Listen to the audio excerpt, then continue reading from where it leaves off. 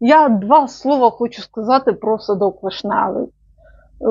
Я не сильно люблю цей канал, чесно. Я вважаю, що вони там обоє, якщо чесно, слабкі аналітики. Що Олександр Новохацький, що Анатолій Якименко, чесно. Але коли я побачила ось це відео...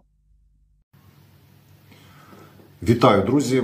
Відео, яке ви побачите після мого вступу, планувалося вийти на YouTube-каналі «Садок Вишневий».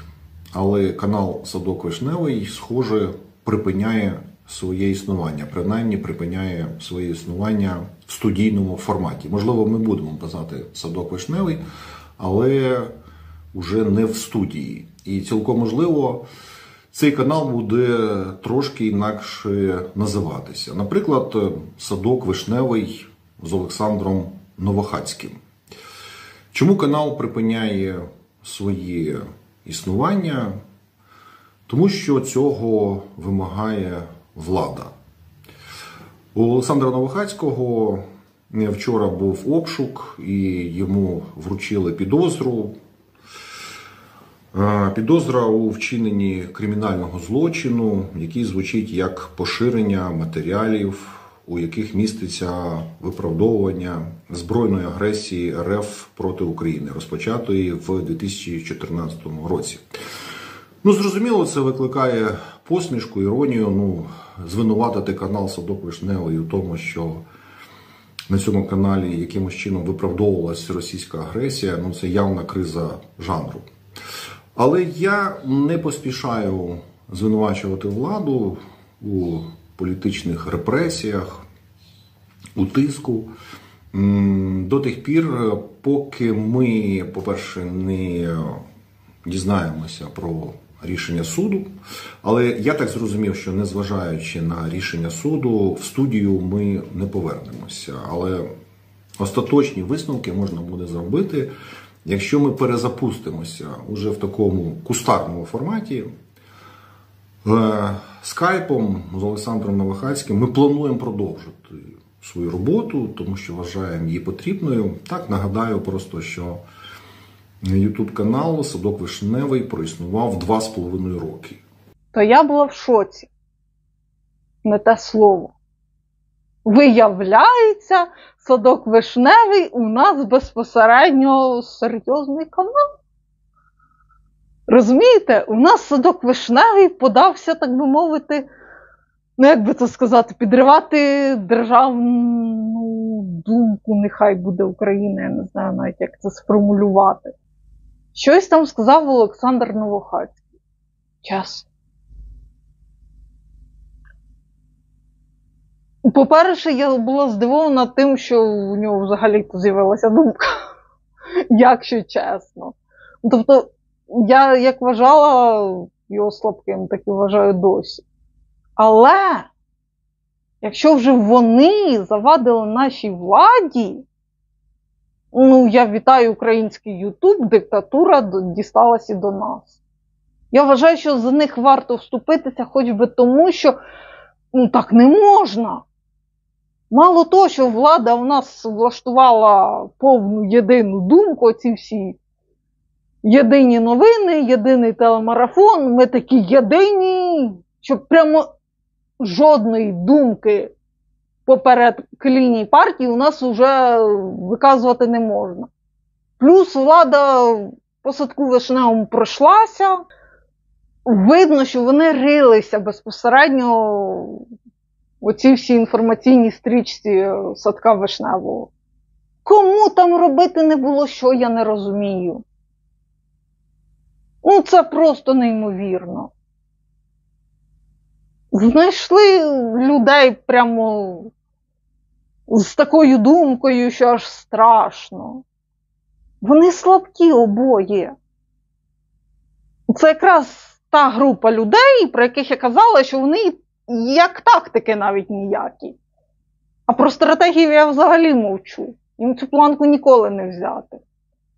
Нехай хоч би народ якось розвивався в тактичному середовищі. На них треба взагалі отак їх поставити на долоньку і не дихати навіть. І нехай би собі базікали скільки завгодно. Вони не впливають на ситуацію, це раз. Їхня думка особиста взагалі-то лишається їх особистою думкою. Я для цього і не роблю дисклеймери на своєму каналі. Тому що я вважаю, що дисклеймери – це взагалі пояснення для самих маленьких, знаєте. Ну, їжаку зрозуміло, що якщо ви перейшли на окремий YouTube канал, то, напевне, там буде той чи інший автор розповідати його суб'єктивну думку з приводу тих чи інших причин. Да? Чи ні? Що у нас щось змінилося в нашому всесвіті.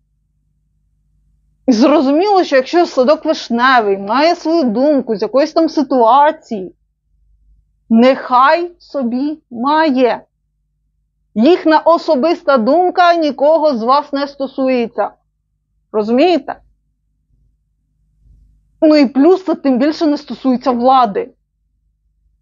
Розумієте, це вкрай поганий сигнал. Я ж кажу, таких людей не треба трогати. По тій простій причині, що якщо вони раптом сформулюють думку, як не дивно, то навіть тоді треба казати: Боже ти мой, да, ви думку сформулювали, зайці мої. Яка я рада взагалі. Оплески, фанфари, феєрверки на вашу честь. А так ми по факту бачимо, що влада починає тиснути на блогерів. Це поганий сигнал. Розумієте? Вони вже зайшли на блогосферу. Вони, до речі, давно зайшли. Я слідкую за діяльністю іншої людини. От людина конкретно говорить про те, що на блогерів влада наїжджає не раз і не два. Якщо що, перейдіть на його канал, його послухайте. Ну, тобто це далеко не останній сигнал, якщо чесно. Я такі сигнали чула не раз і не два. Але коли я почула від Анатолія Якименка, що взагалі-то Садок Вишневий у нас також, виявляється, сильно має особисту думку, і владі це сильно не подобається, ну, я не знаю, в мене просто челюсть відвисла. Як бачите, я і зараз, коли згадую цю тему, у мене немає такого бурхливого словарного запасу. В мене просто, не знаю, мову віднімає. Ну як? Я просто не розумію. От як? Як можна було додуматися, щоб щось пред'явити Садку Вишневому? Ви що там взагалі-то при владі? Я тому і використовую свій канал, тому що я знаю, що нехай у мого каналу вкрай мало переглядів, але моє слово крепеньке, я сподіваюсь. Бо я можу сказати дещо непопулярно на прості речі. Я хочу, щоб влада від Садка Вишневого відмахалася просто-напросто. Я оце хочу. По-перше, вони мають слабку особисту думку, навіть коли разом зійдуться в кадрі. Вони вкрай погано оцінюють ситуацію. Ну, тобто їм ще вдосконалюватися і вдосконалюватися. Розумієте? Так вони, можливо, подають інформацію в рази простіше, ніж я, і за їхньою думкою люди все ж таки якось встигають. Бо мені тільки один раз прилетів коментар, що людина чесно сказала, що дівчинка моя, я не встигаю за твоєю думкою. І цьому коменту я вірю. Всі інші коменти, якщо чесно, така собі розвага. Тим не менше. Ну, слухають їх люди, нехай слухають. У нас що, заборонена свобода слова? Знову ж таки, ви пред'являєте Садку Вишневому те, що Садок Вишневий має свою особисту думку з тих чи інших причин. Просто на голову не налазить. Ні, якщо ви раптом проти свободи слова, то ви якось артикулюєте. Бо ваші ж дії, вони ж видні навіть в інформаційному полі. Розумієте? Це я зараз до влади звертаюсь. Що їхні дії видні. І ображати таких маленьких, як Садок Вишневий, не треба. Ну і що малим діткам уже по багато рочків? Не страшно. Люди, розумієте, я історик, я люблю архаїку. Ну, є в мене таке. Я можу сказати фрази, які вже давно не проговорюються. Тим не менше. Але я розумію, що деяким діям місце в труні просто-напросто. Я через це, так би мовити, на Росію накинулася один раз. Тому що, знову ж таки, я історик, я люблю архаїку, але я вважаю, що деяким імперіям час би перейти на сторінки історії, щоб я з ними в реальності оце не зустрічалася. Те саме в нас витворяє Офіс Президента, тільки в профіль. Бачите, їм заважає те, що у людей є своя особиста думка. Люди, ви живете в 21 столітті. Тут будь-хто, хто має камеру в себе вдома, може мати особисту думку. І люди мають право її транслювати. Куди завгодно, скільки завгодно і як завгодно. Хочете задавити людину, задавіть її морально, а краще інтелектуально, чесно. Бо морально задавити, якщо чесно, також не дуже добре. А от інтелектуально, оце тема. Тому що ми в інформаційному полі і час би якось фільтрувати інформацію, розумієте? Ми, значить, всі, хто мають камери, маємо відібрати із себе кращих. І це, до речі, покращить нашу ситуацію. Тому що ми демократія, до речі, чого я безпосередньо виступаю за те, щоб прийняти гру Путіна в тому, що ми там до переможного кінця. Тобто я якраз за те, щоб, так би мовити, погратися з Путіном в гру на виснаження. Тому що технічно, нібито, імперія більш стабільна, здавалось би. Ну як, зараз на старті ми робимо класичну помилку безпосередньо греко-перських воєн. От якщо ви подивитесь мої греко-перські війни, ви побачите, що греки, якщо чесно, персів не чекали. Ну як, коли демократія бачить імперію, яка прийшла на її територію, то вона, якщо чесно, починає згадувати, що в неї як не Олімпійські ігри, так і ще щось.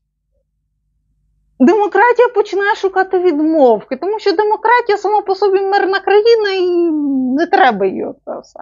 Але якщо демократія зашнурується, якщо демократія почне відбирати кращих з кращих і слухати кращі думки, то імперії буде ой як не солодко. І імперія стратегічно програє війну на виснаження.